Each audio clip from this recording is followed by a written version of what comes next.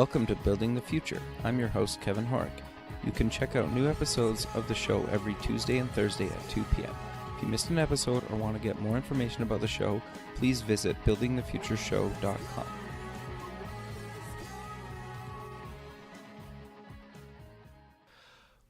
Welcome back to the show. Today we have Rachel Renock. She's the CEO and creative director at Start Hatching. Rachel, welcome to the show. Hey, thanks. Thanks for having me. Yeah, I'm excited to have you on the show. I think what you're doing is actually really interesting and super important. But maybe before we kind of get into exactly what you're working on, let's get to know you a little bit better and start off with where you grew up. Sure. So I actually grew up in upstate New York, just outside of Syracuse. Okay. And I actually ended up I went to public school in Syracuse, and then I ended up going to Syracuse University for communications design. Okay. Keep going, sorry. No worries. So that's a program out of the Visual Performing Arts School at Syracuse. A lot of people think I came out of Newhouse, but I actually didn't. Okay. So I got to give credit where credit is due. Sure, fair enough. And I had a great experience there, and pretty much sent me directly to New York after that. Sure. So what made you want to take kind of arts and design and communications in university? Yeah, so, I was always very creative in high school, and I did a lot of fine arts. And to be quite honest, I think people thought I was a little crazy when I told them I was going to art school. There's kind of a bit of a stigma there, but I got in to Syracuse, the communications design program, which is really incredibly rigorous. And, from there, me being very left brain and right brain, design and communications just seemed like the right path. I mean, I love art. I still do it. I still do a lot of photography and drawing. But, I really needed that problem-solving aspect to the creativity. And I think that going into the route of design, which really in itself is a problem-solving by nature. Very much so. Really was just like the perfect fit for me. And I just kind of, sort of stumbled into it. And then from there, I just loved it. I loved the challenge, and I loved the problem-solving, and I loved the creativity. And it just it really worked for me. No, totally. I come from a design background as well, so I totally get that. And I'm curious then, so you graduate university, you get out in the working world. Walk me through kind of your career up until Start Hatching. Sure.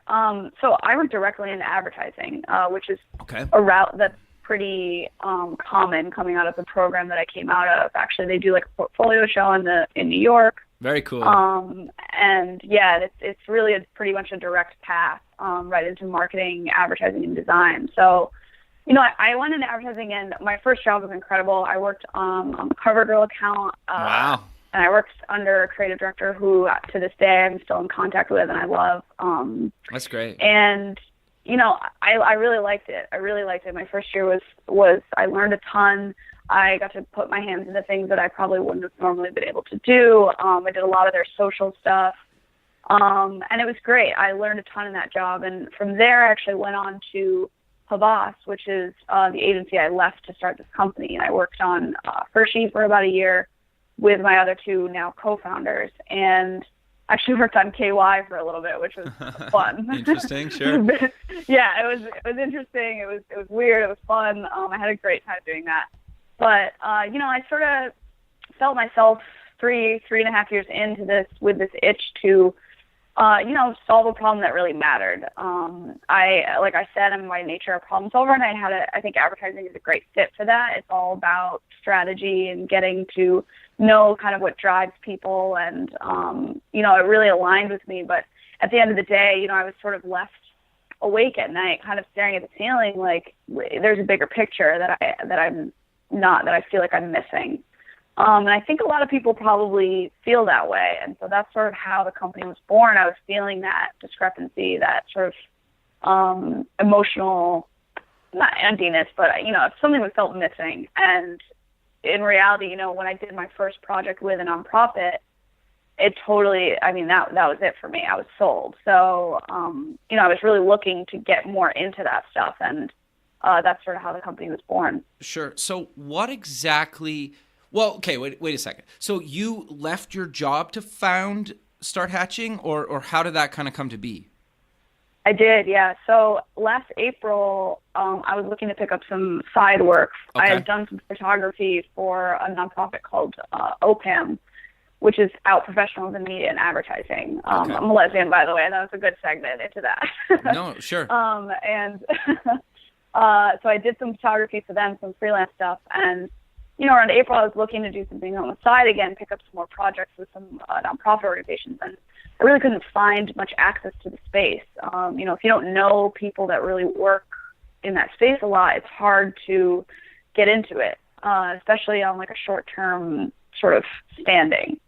So, I was looking on a lot of the current freelance platforms that are out there, Upwork and Freelancer.com and TopTal. There's a dime a dozen, but really nothing was targeted at me finding work I cared about, and that's what I was looking for. I had a job, I was doing well, but I really wanted to do stuff that I aligned with, that made me feel good at the end of the day. So, long story short, we built it, and we went through the summer talking to nonprofits and realizing what an insane disparity there is and what they have to deal with and put up with to find people, and it's so crazy. And we ended up actually quitting our jobs in August and then going ahead and launching the company.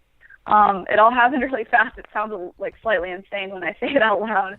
But it felt right at the time, and it felt like we'd had our ducks in a row, and now is the time. And, at a certain point, you just got to say, I can do both of these things sort of haphazardly, or I can do one really well. And I had to leave and I had to give it a shot. So that's where I am now. No, I think that's great, right? And I think part of it sounds really stupid saying it, but like I heard somebody say years and years ago, I can't even remember who it was. They're like, anybody that's ever been successful just decided to go for it one day. And I was like, that sounds so dumb, but it's so simple. But you're right. But like, to your point, like, I think you need to just do that, right? And like, right. I think that's great that you just went for it, right? So what exactly is Start Hatching? I know we've kind of covered it briefly, but I think, what exactly is it and what's its mission? Sure. So, our mission is to get nonprofits better resources. Right now, they don't have much access to people like me who come from advertising or marketing or graphic design, Sure. or development. So the idea of the platform is to connect those people, to connect the nonprofits not only with those people, but with people who actually care and align with their mission. And that's really kind of the sweet part about it. It's not just that we're providing, a nonprofit who needs a new website, a graphic designer. It's that we're getting them a graphic designer whose heart and soul, aligns with their mission. And we match based on those two things combined. So, we really want to make sure that when we're talking to nonprofits and when we're matching them with these people, that we're getting them high quality talent and talent that they may have not previously had access to. And so that's really, that's the main mission of the company. And for us, the people in the nonprofit sector, they save lives. And I say this, I feel like I say this every day. And they do that. They do that whether it's animals or women or refugees or the LGBT community. That is what they're doing. They are actively saving lives, and they've dedicated their lives to this. So for us, a big part of the company is, demanding the respect that they deserve and really making sure that those people have everything they need to solve those problems. Because when you're tackling a problem that's complicated and tough, it's like homelessness. Yeah. You should have access to whatever you need in order to get that done. And if we ever hope in our lifetimes to see those problems be solved, we have to start paying more attention to these organizations and giving them what they need. No, I totally love what you guys are doing. And I think, and I'm curious to know your thoughts on this. Like, at least in my experience, I find sometimes people are generally willing to help other people, and they're even willing to help people in other countries, whether they're donating. There's been relief efforts if something, bad happens in some part of the world. But I think sometimes we forget about the people in our own local communities, that really need help, whether it's like homelessness, like you just mentioned, or a handful of other causes, right? Do you find that some people kind of forget about the people in need in their own kind of communities? Yeah, what's interesting about what you're saying is you're right. It is human nature, and it's innate in us to want to help. I think anybody can attest to that, and I truly have based my entire company on that, and I believe it. I believe most people, when given the choice, will help. In terms of locality, these problems are complicated. They're not sexy. They start on a grassroots level. They start locally, and something that we've actually been really trying to remind people of, especially in the current political climate, is amazing. Like, donate to the ACLU. They do amazing work. Donate to Planned Parenthood. They do amazing work. But really, truly look at the organizations in your community that are doing, similar things or fighting similar causes, and make sure you're getting out and supporting those guys, because the ACLU having hundreds of thousands of followers on Twitter, or, Planned Parenthood is very well known. They do get a lot of that attention, and that's great because they are tackling really tough causes. But it's really, really important to know and embrace the charities on a local level who are doing things like food drives for the homeless, or shelters, or, no-kill shelters for animals, like things like that really will directly affect your community. And I think that sort of method and that thought process trickles back into government as well. I mean, local is everything, and paying attention in those local scenarios is really what's going to start creating that change that we all so desperately need and want to see. Oh, totally. And I think, like, what I really like about kind of what you guys are doing is you're trying to help people that actually need help, right? And it kind of sounds stupid to say it like that simple, but that's what you guys are doing, right? And I think it makes a lot of sense, and I think there's a much needed hole in the market that you guys are filling with that. But I want to kind of dive a little bit deeper. You guys work with a bunch of different kind of causes, and you have you're focusing on 18, if I'm correct, right? 18 types right now. Okay, so walk me through kind of how did you come up with those 18, and then what are you guys doing for each of those causes, and how can, like, people get involved and help these causes? Sure. So, one of the biggest things for us is, and I think one of the biggest issues with, things like volunteering or trying to get people involved, is getting somebody involved pertains very personally to them, and being able to get them to do something that, either involves a certain skill set that they have or a certain mindset that they have is really far more effective than just saying, like, hey, your Chase Bank has a branch that does volunteer work, so we're going to send all of our bankers who have very much, a financial skill set out to build a house.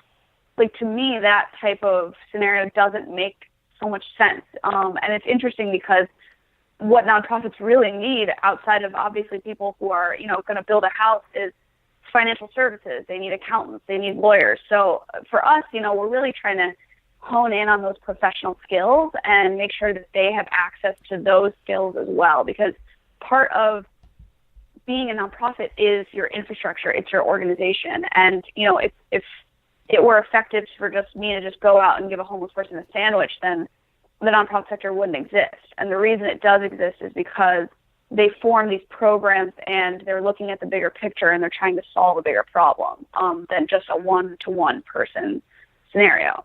Sure. So we started with the 18 causes that we knew were the most common. A lot of humanity type of stuff, medical aid, things like that, community, education, certain oppressed groups, civil rights, LGBT, disaster relief, things that, are pretty common and people are familiar with, can get on board with. And eventually, we're going to roll out into some of the more nuanced things that might see a little bit less funding or might be a little bit less paid attention to, arts, music, things like that, we're looking to roll out in the future. But for these causes, I mean, it's interesting to see, because no matter what silo or vertical you are in, if you're, the ACLU, or if you are a no-kill shelter, you still need a website, right? Mm-hmm. Yeah.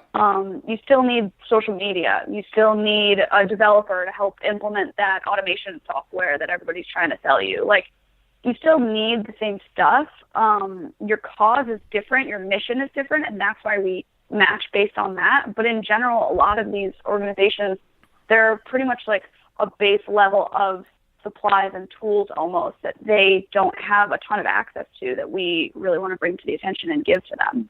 Got you. So we'll cover the freelancer side in a second. So if I'm a nonprofit, I come to starthatching.com.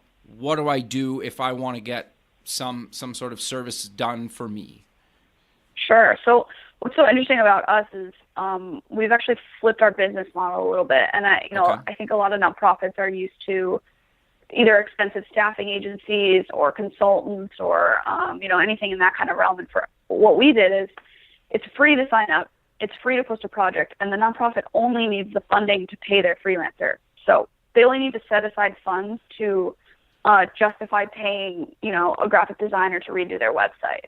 And we actually make money by taking a service fee from the freelance side. So, okay, because you're bringing them work. It's like a referral fee, right? Exactly. Yeah, okay. Very cool. Yeah, so we're bringing them work, and more importantly, we're bringing them work that they care about, hopefully. Sure. So, we take that service fee, and that way, it's fully beneficial for the nonprofit. They don't have to go back to their donors or their funders and say, I got to pay this subscription fee to get, a staffing agency to get us a graphic designer, or, whatever the route is. All they have to say is, hey, look at our website. It needs to be redone. We're going to set aside funding to do that. And that's much easier for them to justify in terms of spending to do that. So for us, really, we connect them, we make that match happen, and then the nonprofit only needs to be able to pay their freelancer, and that, the rest is history. So we're essentially trying to replace the RFP, the request for proposal, which is very much how they get their work now. So when you, obviously, you'd probably potentially need, let's go on the website. So I need a new website. You match me with a freelancer that can handle the new website. But if I need social media, do I have to post kind of one for a website and one for social media, or can I combine the two, or is it really up to me? So it's really up to you. I mean, right now, so in terms of a website, if you have a specific project that needs a bunch of different skill sets, like a lot of websites, they need designers and developers. Right. They're actually able to create a project for both of those things at once. Gotcha. If you want to use a graphic designer and you can make a project that says just general graphic design, we need a new website, we need a rebrand, we need some social media, they absolutely are able to do that. It's really at the disposal of the nonprofit. But, for the most part, if you have individual needs, and a lot of these organizations do function this way where, they know they have a gala coming up, so they're going to need a big social media initiative or something. They can just come on and they can source people who will help them with that immediately. And so we're trying to create sort of efficiencies in how they're finding and outsourcing people to get stuff done that they need.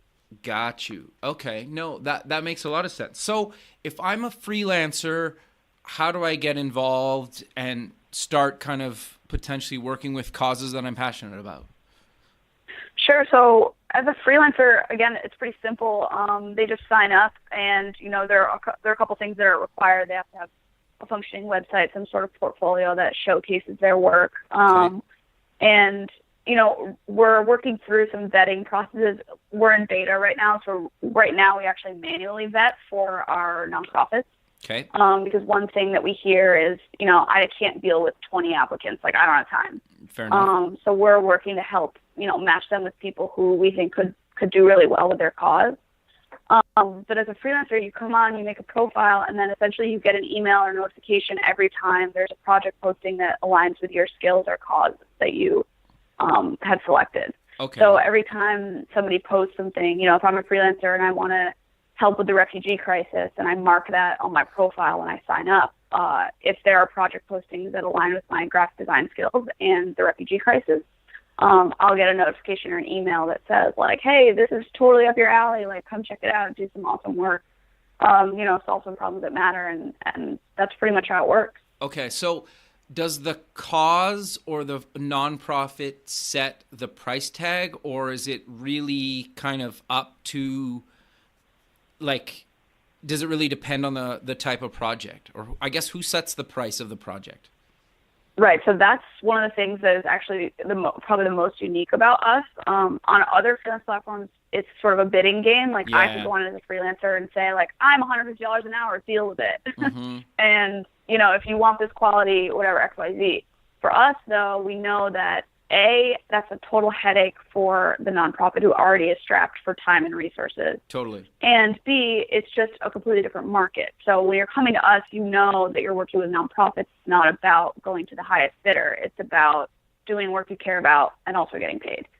So we actually allow the nonprofit to set the rate. And when they create a project, we've actually created a pricing suggestion engine that pulls in the size of their organization when they sign up and the skills that they need. And we spit out sort of a range of price that we think is fair to pay the freelancer on an hourly basis. And they can choose to use that, or they can choose to set their own rate. But it's like an Airbnb sort of pricing model where you can see what the other apartments are listed for in your area, and you can choose to be in that range, or you can choose to do whatever you want. But it's suggested that you go with the recommendation.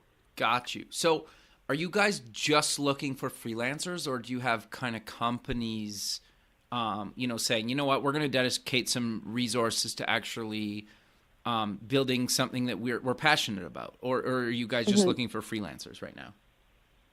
So right now, we focus mainly on individuals. Okay. We've had a couple of like small groups of people who, are quote unquote agencies, but I think they're really just like kind of their own one-stop shop. Okay. Sign on, and we definitely don't say like, no, you can't be on here, because if they're willing to, as long as they're willing to do it for the rate that the nonprofit sets, it's totally fine with us. Okay. The thing that we want to avoid is getting like small agencies or people on site that are then getting in contact with these nonprofits and then being like, well, we have overhead costs, we have XYZ, so it's actually going to be, the scope is actually going to be XYZ. And they're like, whoa, I didn't sign up for this. And it's much cheaper for them to just go with an individual graphic designer who doesn't have to like pay rent somewhere, to work and whatever other overhead costs there are. So for us, like if you have the skill set and you want to get involved and you're okay with the price tag, then by all means. But we definitely don't want anyone coming in and being like, it's $3,000 extra for this website, because that'll be a big no-no. And we'll for sure have to deal with that if it happens. No, that makes a lot of sense. So I'm a freelancer. I pick a cause and a project that's on Start Hatching, and I say and we both mutually agree to work together. How does that kind of exchange happen? At what point do you guys kind of handle the whole kind of exchange, or do you just kind of that point pass on contact details and then let the freelancer and the nonprofit work together, or how does that work?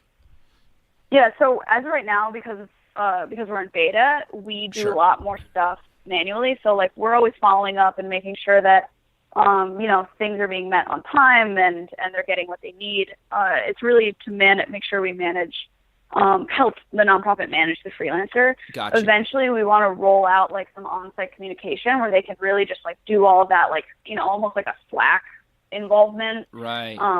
Within the actual website, so that they can then coordinate on-site with us, because they actually pay their freelancer through our Stripe payment platform. Yeah.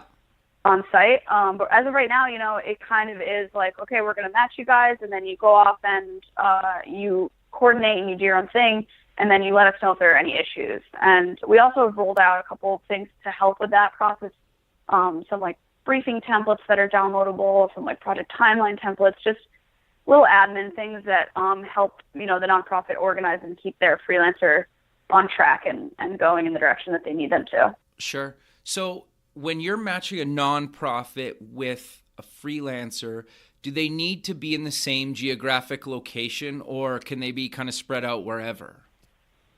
So that's kind of the beauty of it, right? I mean, we can connect a nonprofit in Michigan, in the middle of, a small town in Michigan, with an amazing graphic designer out of Wyden and Kennedy Sure. in New York, Sure. So for us, like, I think that's actually kind of the amazing part about it. If somebody needs someone on site, like, we need somebody to photograph an event, then that's something that we would probably handle manually at this point. But for now, most of the stuff that they need is very remote, and, it can be done remotely and just sent over in files. So I think one of the coolest things about what we're doing is, like I said, connecting some of these like sort of smaller, more local charities and nonprofits with some of these like, top of the line graphic designers, developers that are coming out of huge cities like New York, Sure. or Austin or San Francisco. And then they're essentially getting access to the same talent that the Apples and the Coca-Colas and the Microsoft of the world are also getting access to. So that's been a really cool part of it for us. No, I think that's great. I love that idea, right? And part of the reason I asked the question is because I figured that was going to be your answer, right? And you're right, because sometimes there might be like a small town that maybe like most people haven't necessarily heard of that really needs something, and like a designer in San Francisco is like, yeah, I'll do that or whatever, right? That's amazing. I love that you guys are kind of bringing those two people or organization and person together, and I think that's really great. So for people that are maybe a nonprofit, and I know we've kind of covered throughout the show, like kind of design and photography and development and stuff like that, but maybe for people that are still maybe a little bit unclear on all the things that a nonprofit can ask, start hatching to get for them, what other things are you guys kind of matching freelancers and projects and nonprofits to? Like, is there anything else outside of kind of the design and the graphics and the photography? Yeah, so we do anything from, like you said, design, development, planning, and production. But Okay. for us, that can mean a back-end develop. Like a lot of nonprofits come to us and they say, we're upgrading our automation software, but we really need a back-end developer to help us get that going for like a couple of weeks. So we stack a lot of those people that they need. We also look at stuff in production. So if they need to, make a video, or they need to do like some sound editing, video editing, we offer all of that stuff, casting. We do a lot of planning stuff too, that's just strategy, or even like event planning. Okay. And then, app development, web development, even like banner animations. A lot of people come to us and they just need like quick email templates made. Sure. Or they need to upgrade their Drupal website or whatever it is. And so, we try to match them with those sort of short-term people that can help that get going without it being a huge headache. Eventually, though, and actually a skill we just rolled out is grant writing. Oh, very cool. Yeah, that could be really useful. Yeah, so we actually are planning eventually to expand beyond just the creative. I mean, we started with what we knew coming from advertising, but Sure. eventually we want to roll out into some of the larger things that nonprofits are already hiring contractors for.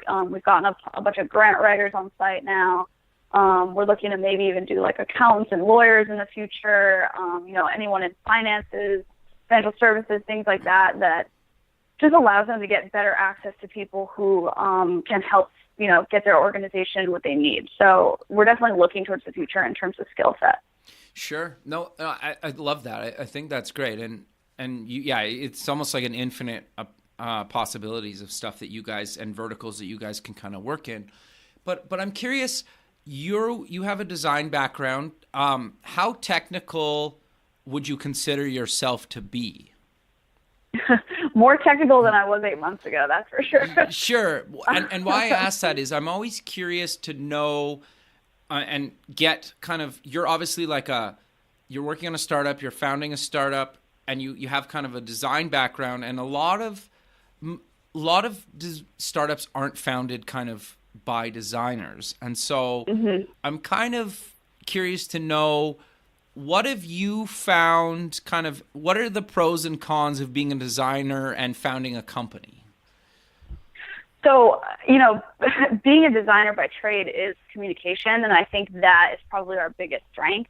Okay. I think that coming from that background and knowing how to not only like visually communicate, but even just like branding, giving things context, the way that we speak to our audience, the way that we market ourselves is really important. And I actually think that coming from a background in communications design has helped us immensely in building sort of like a brand voice. Okay. I think in the startup space, what I've noticed and what's really interesting is, you're right, a lot of people come from tech or development, but a lot of companies tend to neglect their brand. They tend to neglect how they communicate. I mean, if you look at, I could probably pull up 10 startup websites right now, one right after the other, and they would look very, very similar. Yep. You probably have the big image on top, and then the Yep. how it works, 1, 2, 3, and then the, Yep. it's very clearly templated, because I think a lot of people are just mainly focused on getting the tech right and getting the pieces put together under the sort of assumption that then the people will come. And I think a lot of companies run into trouble when all those things are in place, and then they're realizing, like, well, this is amazing, we built it, why aren't people using it? So for us, it's been really interesting to actually like reprioritize things. We have, I have a head of product who's amazing and technical. We have developers who have been helping us get the beta up and running and everything like that. And for us, I actually think coming from that background in design has been a strength. And I think the tech side of it can definitely be supplemented by bringing in experts and people who sort of know more what they're doing in that space, and making sure that we're not just building a cold piece of technology, essentially, and that we're, wrapping it in something that gives it context, that gives it a reason to fit into people's lives. And I want to make sure that as we grow and as we build, everything we do is truly for our audience, and we every step of the way, we're listening to their needs. We're listening to what they want. And I think that's something that has been a huge strength for us this far. No, I think that's great. And I hope more designers start companies is kind of the point I'm trying to get across, right? Yeah. So I'm curious, though, what kind of cons would you say, not having kind of more of a design background than a technical background, have you kind of had to kind of overcome? Because like you said, you're a lot more technical now than you were 8 months ago, but I think that in itself is inspirational, right? Because, and I think you can turn kind of the negatives of not being necessarily having a total technical background into something where it is positive. And it sounds like you're obviously doing that. So I'm curious to know, like maybe 8 months ago, what were the challenges that you had not having necessarily a huge technical background? Sure, yeah. So honestly, first and foremost, tech and business are totally different languages. Totally. I mean, the jargon and the acronyms and the, 8 months ago, if you had told me SAS or a SaaS platform, I would be like, I don't know what you're talking about. Like, I don't know what that is. Sure. And so there is a big learning curve there in terms of just really kind of understanding what people are saying, like what's going on. I did a ton of reading this summer, and I continue to read, anything from like corporate finance for dummies, literally, is where I started. Sure. No, there's nothing wrong with that. Yeah. And just kind of snowballing it from there. I mean, there's definitely been challenges along the way. You run the risk of being taken advantage of if you don't know, if you're not fully like aware of what's going on. People can say like, things might take longer to build than they actually do, or in that way, which it sucks when it happens. But for the most part, I surround myself with people who are A, smarter than me, and B, who have strengths where I have weaknesses. Sure. So I think that's really where my team comes in, and where they've been just unbelievably incredible. Math has really never been my strong suit as a creative person. Sure. But I realized that I've been saying that my entire life, and it's really just an excuse at this point. It requires discipline. It doesn't come to me as easily as, drafting up a new logo does. It definitely requires me to like sit down and discipline myself and learn those things. But the biggest thing I think I've learned in the last 8 months is that if you have that discipline and you're willing and you're put in a position where it's like do or die, you're going to learn it. You're going to figure it out. And that's sort of where, we've taken it. And like I said, my team, who has strengths more in finances and math and on the technical end of things, they really supplement that. And we really sort of balance each other out in that way. And I think if anybody, like you said, I think encouraging more designers to start things, like don't be afraid of the idea of like not being technical. Startups and tech are not synonymous. They really aren't. I think if you have the willpower, and if you're put in a position where it's like, I either got to learn this or the thing's going to crash, you'll do it. Most people will be able to figure it out and do it and take those steps. And that's probably the biggest thing that I've learned in the last 8 months.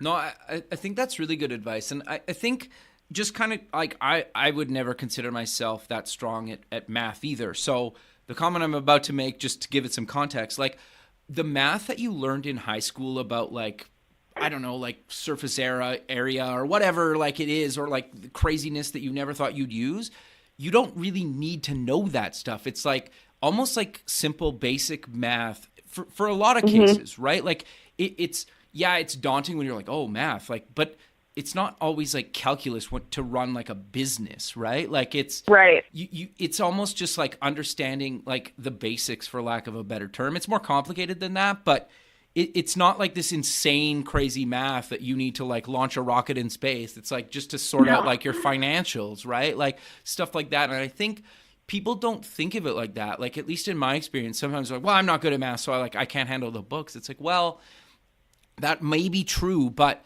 it's also not as daunting, as complicated as like I think people work it up to be. Do you agree with that? Totally.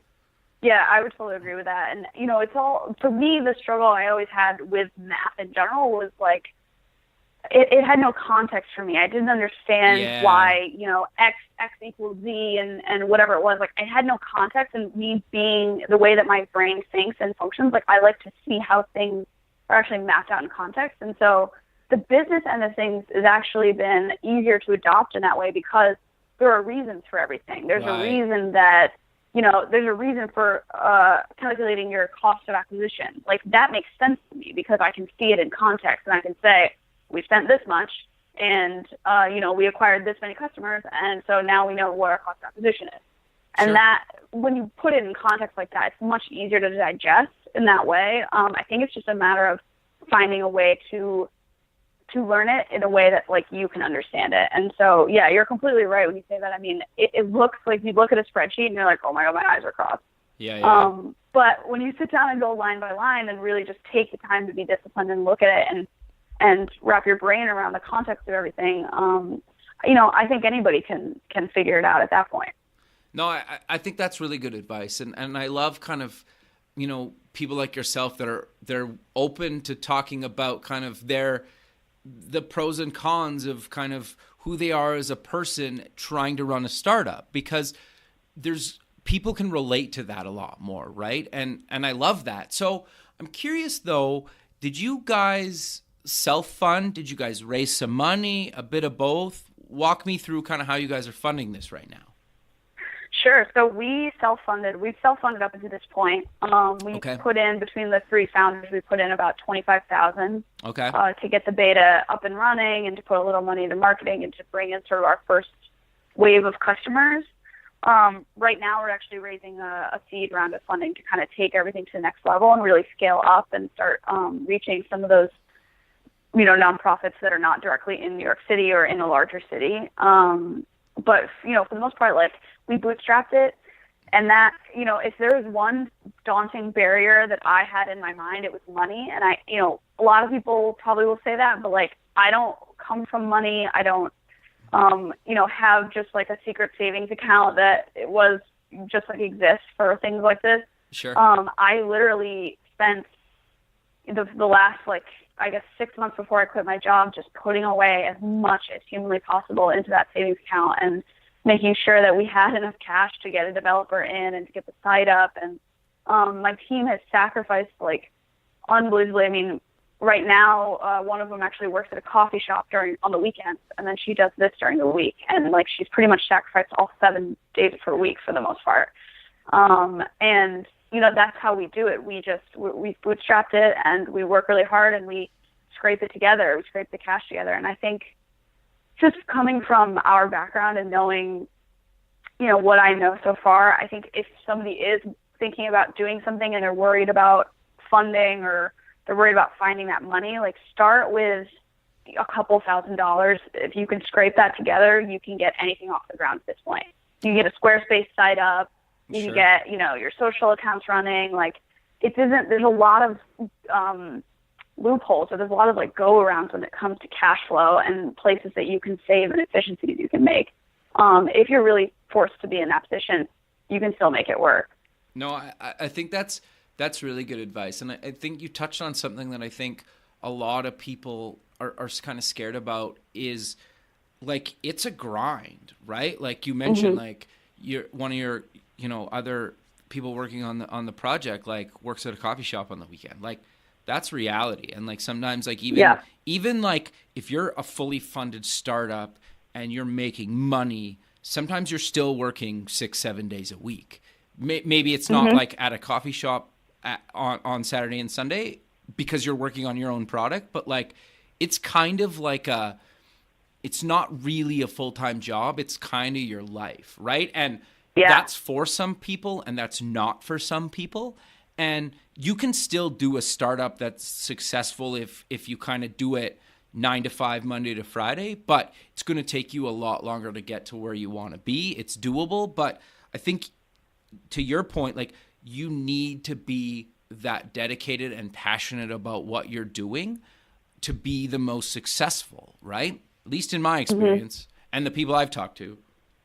Yeah, absolutely. It is.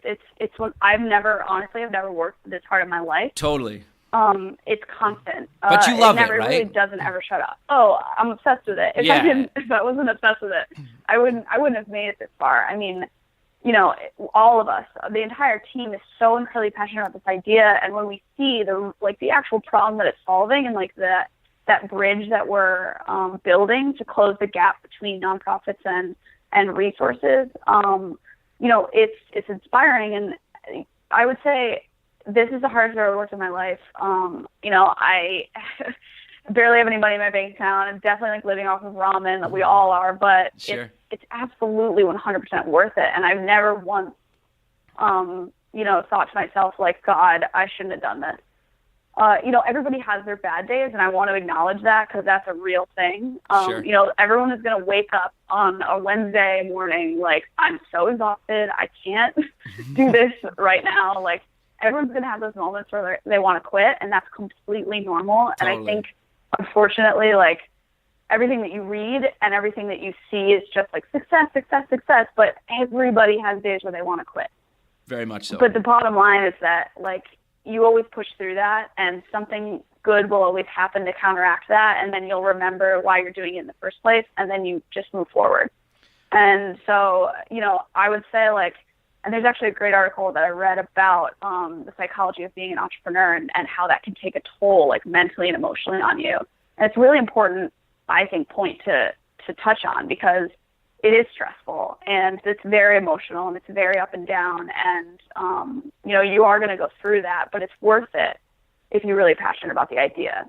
No, I 100% agree. And it's funny because like I'm sure you get asked this too. Sometimes people are like, oh, so like, what are your hobbies? You're like the startup, like the company. Yeah. You're like, I don't have hobbies. And actually I had like, this is a few weekends ago, me and a couple buddies like flew out and met another buddy in another city. And like, we kind of just had like a guys weekend for a few days.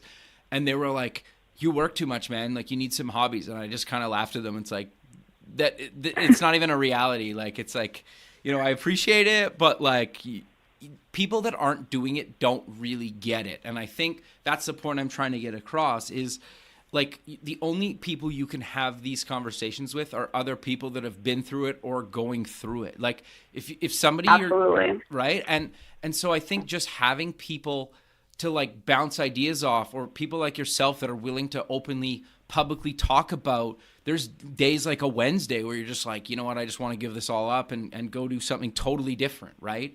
And like, we all go through that and it's normal. And like, sometimes you'll have something will go sideways and you pick yourself back up. Like, I think that's great. And I love to your point a few minutes ago that, you guys are kind of just figuring out how to do this, get money here and there and do this and keep going. And I love that. Right. And so I'm kind of curious though, you mentioned about marketing, Start Hatching. And I'm curious, how did you guys actually market the platform and how did you get in front of these nonprofits? Totally. So we started locally. The thing about with nonprofits is the people that work in the sector, they're very loyal people. They're very trustworthy when Okay. you can gain their trust. But it takes a while to build those relationships and to gain that trust. We learned very early on that, putting a couple $100s behind a promoted Facebook post is just not going to do it. Interesting. And they get cold called and they get sold to, a million times a day. And I think, a lot of times they're under the impression that like people don't really get it. A lot of for-profits make the mistake of going into the nonprofit sector and saying like, this is what you need. You need to do X, Y, Z. And the nonprofit people are kind of like, oh yeah, they kind of like roll their eyes like, yeah, we know that'd be so nice if I had a developer on staff. Like, thanks for letting me know that I need a new Sure. website. Like, I know. And so something that we actually did and adopted was that idea of like a listening tour. And, we started just by saying like, hey, like, what are your problems? Like, what's your day-to-day like? What's the biggest pain point about, finding resources? And in New York, there are a lot of events. There are a lot of nonprofit events. We joined a bunch of different, like email listservs. We joined a bunch of different sort of organizations like the Center for Social Innovation. Be Social Change is a big one, Civic Hall. So we just kind of dove in and put ourselves in, we went to them, we put ourselves in the environment in which they were already and just asked. We just asked questions and we listened to what their needs were. And we said, okay, that's awesome. And then we went out and we tried to build a product that reflected the solving of those problems. So in terms of marketing, I mean, it started by listening. Interesting. And then, we provided the service to a couple of them and they loved it. And, like I said, they're very like loyal, trustworthy people. And once they love something, they're going to tell other people about it. So there's a big like word of mouth thing that happens within the sector, especially in terms of resources. And that happens with individual like graphic designers. And it also happens with, technology. Like, hey, I tried this, and this. I liked this one. But I wasn't a huge fan of that. And that they honestly, they talk about these things a lot. And so, we just want to make sure that whenever we are talking to nonprofits or whenever we're trying to provide a service for them, that we always start by listening. It's never good to approach a situation and say like, I know what you need, because in reality, most people who don't work at a nonprofit have no idea what they need. Sure. And, there's a quote actually that's coming to mind that a professor once said to me, if you walk into a room and act like you know everything, people will tell you nothing. And if you walk into a room and act like you know nothing, people will tell you everything.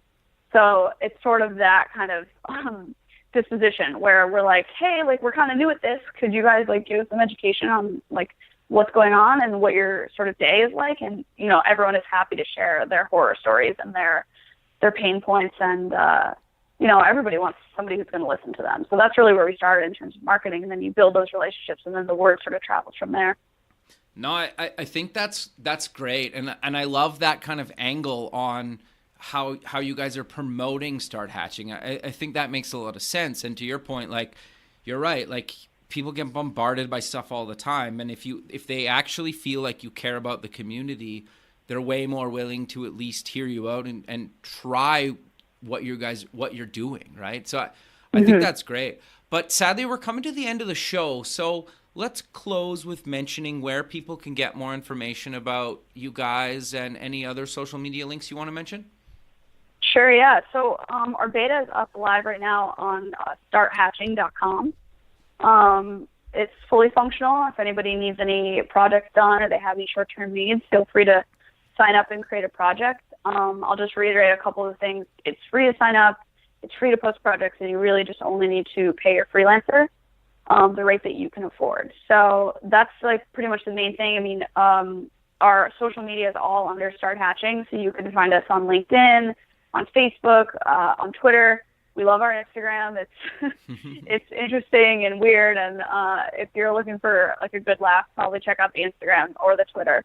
But yeah, I mean, for the most part, like I said, our mission is to get those nonprofits what they need, and we're here to advocate for them, and we're here to demand the respect that they deserve, and we're really excited about what we're doing. And thanks for having me, by the way. No, well, I was just going to say, like, thanks again for taking the time out of your day to be on the show, and I look forward to keeping in touch with you guys, and, have a good rest of your day. Yes, definitely. Thanks again. Perfect. Thank you. Bye.